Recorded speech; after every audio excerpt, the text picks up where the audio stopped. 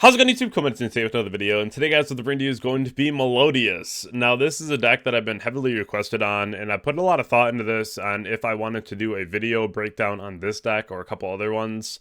I do like Melodious right now. There's going to be a lot of things that we're going to cover today about the deck, what it does, how to stop it, what the game plan is, some combos, and etc.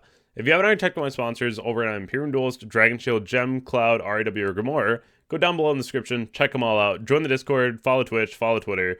Also, if you haven't already heard, we are doing our card drive, which is amazing. We did it last year. We helped over 55 duelists be able to play the game. So if you have extra staples around, definitely let me know, because if you want to send those to the card shop, I can make sure that those go to the players that are really in need. And that's something that we really like doing around here because we want to make sure everyone can play. So hopefully this year we can help out just as many, if not more people. So without further ado, let's hop right on into the video. So here I have a couple past topping deck lists. So I really wanted to go over these just because I want to make sure that you have a better idea when you go to build a deck list on what to look for and what's important and what I would stay away from. So the number one thing that I see in a deck list like this is they're citing 2 copies of Orange Light.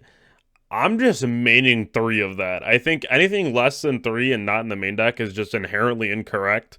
If you're playing this deck, one of the biggest advantages of playing this deck is the fact that you get Orange Light. Like, that card is very good, right? Like, there's never a time I'm not playing Orange Light at 3 in the main deck. So, make sure that you're on top of that. Get that in your main. Dark Ruler is fine because this deck does struggle at times with trying to clear, unless you are finally going through your combo. So you want to make sure that you're able to start your combo. Usually for me, though, it's going to be playing a lot more non-engine, which you see quite a bit in the deck already. But when we finally get to my list, then you'll see what I'm doing instead. So this list in particular, they're already at the 1 prosperity, so it's not too far back. I believe the next one, yeah, this one is still 3 prosperity. So it's a little further back. You see the 2 orange light again, you see 3 evenly. Evenly is another card, again, where you can't clear a lot, so you want to make sure you have card 2 clear a lot. And then you have the 2 orange light inside, which, again, I would never do. Main it at 3. That is the one huge plus of this deck. Make sure you have 3 of that card in your main deck. It is very good. Now, this is the most recent deck list that I could come up with here. This is going to be the one where you're playing 3 orange light in the main deck, 3 purge, 3 Small World, 3 Ostinato, 3 First Movement. First Movement and Ostinato are going to be your 1 card just absolutely go off starters. And they're absolutely wonderful to see in your opener because you know that you're off to a really good start when you have them. Ash and Purge, which is fantastic because 6 copies of Ash is 6 copies of Ash. We are siding the Lancias, which is fantastic because Lancia is also a fairy. So when you put Lancia in against a lot of the shifter decks or like Ritual Beast, you can use Lancia and Orange Light in tandem if you don't need the Lancia. The other thing too is in the main deck, we see the 1 Call by the Grave and 2 Talent. This is just a way to be able to counteract if you get Ash from like your First Movement or your Ostinato, which I think is really plus. I'm only playing 1 of the Sonata, and then I'm playing 1 of the other extender as well. A lot of the lists play like 3 total of the extenders. I think 1-1 is fine. It's one to fit more room for non-engine. I've seen 1 or 2 lists without Arius as well, the one on the top left, but I think that's incorrect because the card's broken for your end board. Anything that you play against that targets a lot is going to have a really hard time dealing with that. So that's one thing where you kind of have to have that for your end board. Cosmics you could play over the talents in the main deck. I'm playing Cosmic in the main and tier limit right now, which I think is fantastic. It's a great option. But you could just leave it on the side. And then 2 thrust on the side to be able to get into your first movement and Ostinato going second if you need to. And then also to have it for T-Roy, which is really important if you're going against Tenpai.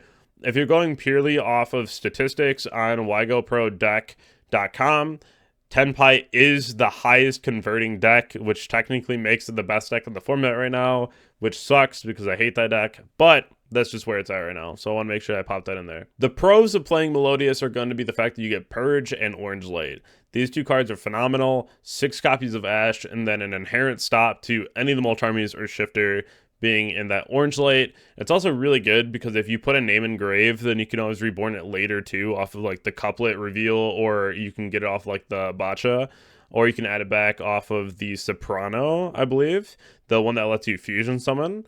So it's really solid because then you also have Shapina that can just add it back from grave, whatever you dump. So there's a lot of ways to recur in this deck and have a nice grind game. Not to mention Atole on an end board is crazy, and we'll talk more about that here soon. The con is you cannot play the best card in the game right now, which is Impulse. Impulse is solemn from the hand, and it's very strong. It's also just like something that can hurt pretty bad if they hit you on like first movement or ostinato or what have you. So make sure that you're chain blocking correct in this deck, because that can be an issue as well. Now, the end board outs for Melodious are very limited. You can play like Lava or Spear Mode, and then you can play Dark Ruler or Droplet.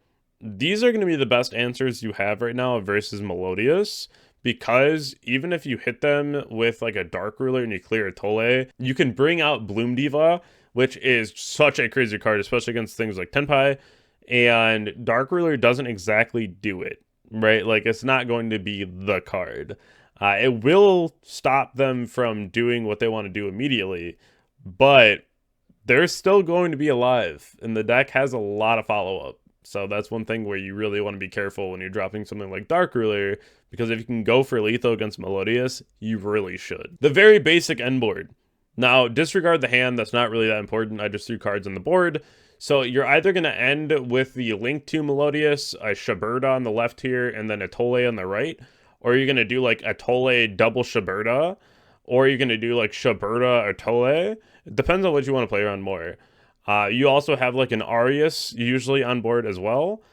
So that's one thing where you kind of have to play around like what your combos are, because you want to make sure it's going to be as optimal as possible, and how much follow-up you want to hold in your hand versus how much you just like throw on the board, which is also really important. The other thing too that was brought up in chat earlier was about the Curry Photon, which I thought about afterward, which is really nice because you have Small World in this deck, and you can always Small World for Curry Photon if you want to. So that's another answer for Tenpai. This deck has a very good time with Tenpai. But I will go into this next thing here. There's a YouTuber out there named Duel Perfect, and when I was starting to really understand what Melodious did and really try to do better with the deck when I was learning it online, there was a video from Duel Perfect that I'll link down below that has 9 of the Melodious combos. And, you know, shout outs to this YouTuber. This was a very well put together video, and, you know, I usually like to show off my own combos and whatnot, but they did such a great job doing the combos on the video that I figured that it was worth giving out the shout. And, you know, go over to that video, check it out, check out a lot of the combos, a lot of step-by-step, and, you know, I hope that helps. This is another past topping deck list. This was the most recent one from Lil. It was top 32, I think, out of like 1,800 to like 1,900 players, so just a lot. So you do see 2 of the Sonata here. You also see like the Protos package in the sideboard, and then like Ultimate Slayer. So this deck list is a little different. Also like the 1 Valor, the 1 Nibiru, realistically just for like crossout targets and small world bridges. And then also Power Sink Stone, which is like fine. I don't hate that. But this is just objectively different from something that I would do. But you also still see like the 3 Orange Light in the main deck, which I think is always correct when you play this deck. And it's really hard to say anything is always correct in this game, because usually if you say something is correct, it's weird because it almost never is. And there's always going to be other things that you can do. So nothing's ever fully correct. So you got to take that with a grain of salt whenever you find results. But this was a list that did very well, so this is another talking point and another one to look at moving forward. I really do like being able to play things like Protos in this deck, because if you can play broken cards, you should play broken cards. Doesn't necessarily mean that you need to play broken cards, and it's going to be harder to commit to those summons because you don't play enough attributes in your deck to make sure that that Protos will always be live. So you kind of have to, again, take it with a grain of salt. I'm sure it worked out fine. There's a line to do it, but I'm not really too convinced by it. That's why I didn't make my list. But this was another thing that you can consider. A lot of people asked me about Ultimate Slayer on my last tier list for like sideboard blowouts. I don't really think Ultimate Slayer is like that great. I think it's okay, but it's not the card that we need right now. If it could out things like Desiree and bounce it, it probably wouldn't be that bad. But it can't even out a Desiree. And I think that that's not great. And, you know, it can out certain things off of boards, but it's never going to be that impactful. I would just be on Dark Ruler or like a Droplet over this card, because this just objectively does not do it for me, right? And, you know, if you find success with Ultimate Slayer, then like thumbs up, good job. But like for me, I don't like Ultimate Slayer as a card. I think it's very bad. But I do hope that this video helped you on Melodious. Again, go check out the other video as well to see all the combos. I wanted to go over the essentials, the basics, and talk about what I like and what I don't like about the deck moving forward, because I do think that it is very strong, but it depends on how you play it. If you haven't already checked out my Twitch, Twitter, Discord, Instagram, definitely go ahead and do so all down below in the description. Subscribe to the channel. I'll catch you all in the next one. Thank you.